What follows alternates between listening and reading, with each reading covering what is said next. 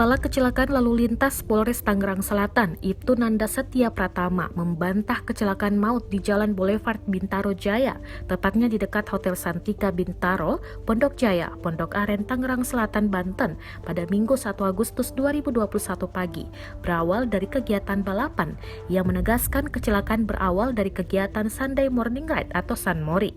Nanda mengatakan kecelakaan bermula saat pengendara motor gede atau moge Kawasaki ER6N berkapasitas silinder 650 cc bersama rekan-rekannya konvoi naik motor. Pengendara Kawasaki ER6N AS kemudian menabrak pengendara Honda Beat berinisial H. Nanda mengatakan AS diduga kurang waspada dan agak kurang jarak sehingga menabrak Honda Beat dari belakang.